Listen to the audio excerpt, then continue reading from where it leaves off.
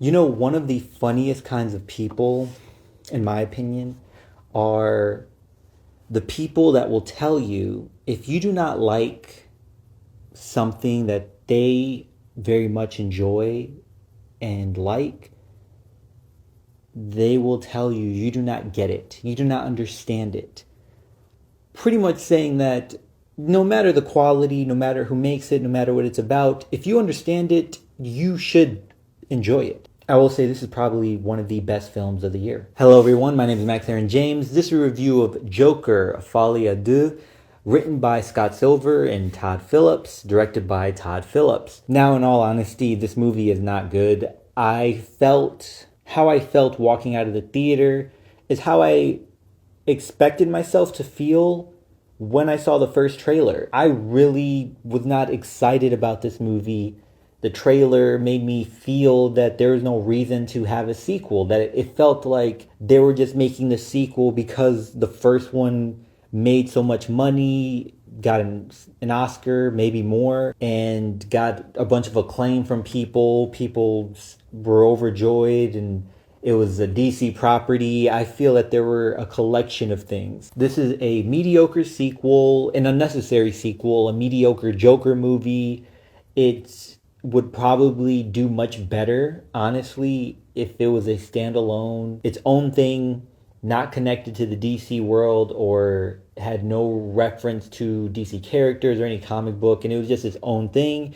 And I say that because although it may not get as much attention as it got, and many people may not even be talking about it, may not even make a lot of money, I feel that the audience that really enjoys this movie, I feel more of them would be talking about this and more of them would have watched this. Now, the movie may not have gotten as big a budget as this one got. I mean, $200,000 is ridiculous, especially considering movies like Godzilla Minus One.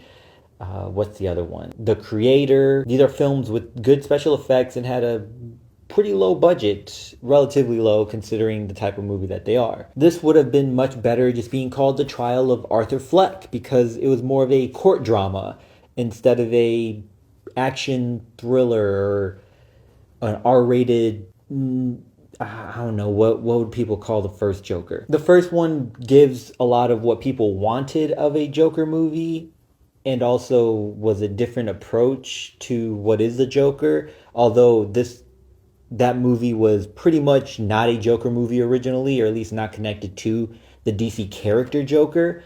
And I guess for sales, for attention, for hype, they were like, just change character names and change the city name.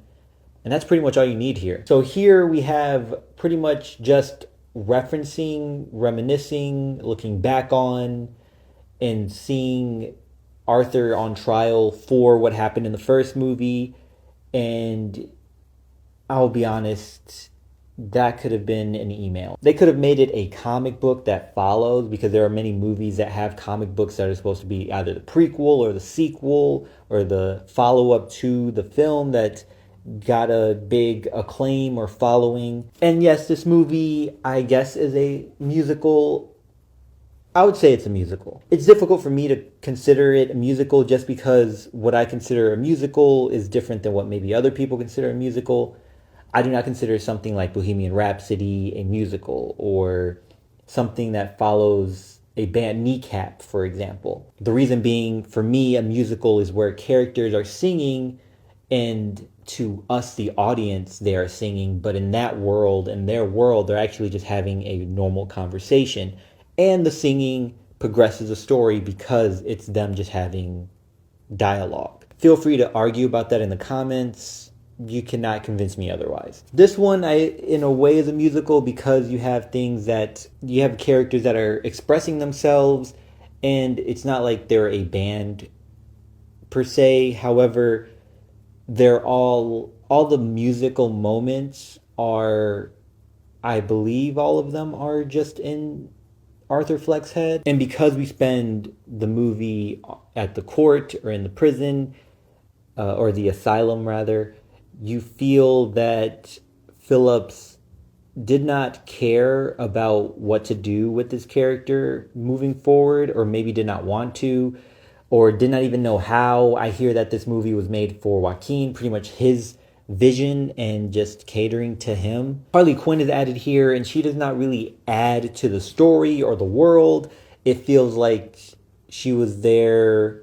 If it feels very much not to the fault of Lady Gaga, but that Lady Gaga was casted not so much for her acting ability, but because she can sing. And then there was like, we have a sequel, let's throw Harley Quinn in there. And it feels like Phillips used Harley Quinn in a way as an example or a caricature of the audience that fell in love with Joker, or the audience that a lot of people were claiming the Joker would influence or inspire to cause mayhem. You have Leigh Gill and Zazie Beetz returning from the first movie. Brendan Gleeson, Catherine Keener deliver a really good performance. I mean, they're great. And you also have Henry Laurie and Ken Lang in this movie. They were in the movie industry. Maybe they grabbed them, right? They were probably in the same studio or, area, and they were like, hey, can you shoot this scene really quick? And they got them. It's a pretty good cast. I mean, Lady Gaga is a good actor. I don't know if any of you know that. Joaquin Phoenix, pretty good actor. And you have, I would say, good shots. I think it looks good. I think the shots were good. I like the way the colors were used, when they were used. This movie is relatively dull as far as color, and they try to have moments of a lot of color, and they try to use that to their advantage. But you have scenes that I think would be good in any other movie. I have no issue with it being a musical. I have no issue with the musical numbers. I have no issue with the design of these characters. I just wish we had a story. The story was meaningless. Again, it felt unnecessary, and I ended up after 2 hours feeling, why did I sit through this? Even though I very much appreciate and I support people trying to have new iterations of characters, right? Characters that we are familiar with. Joker is one of the most popular villains outside of just comic book fans. General audiences understand, for the most part, who Joker is.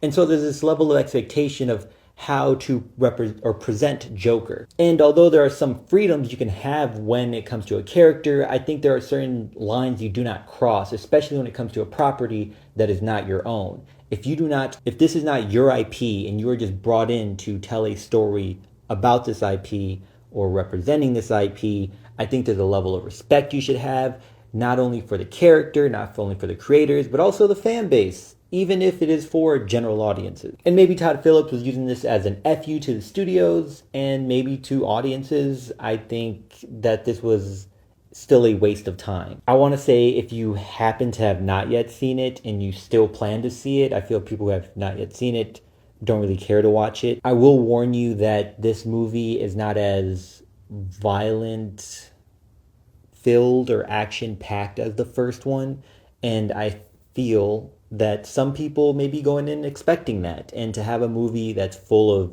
what the first movie had and then to take a left turn here is going to be pretty disappointing for a lot of people. Also, there is a scene or an implication of assault, so I want to warn you with that. No one asked for the sequel. I know people personally that did not like the first one. I enjoyed it, actually.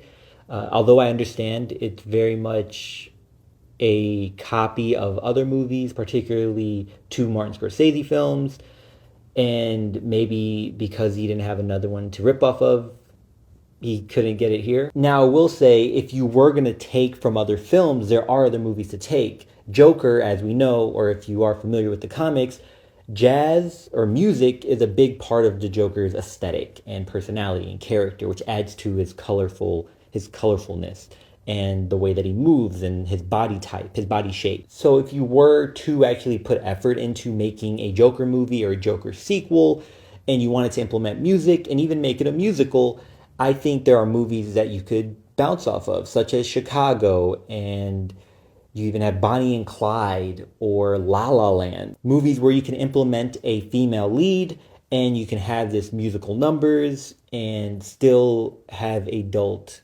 content, still even be violent and full of what audiences would much prefer. I am taking too much time on this movie. Until next time, Y'all take care of each other, check up on one another, make sure you check up on yourself, and remember, potential has no limit.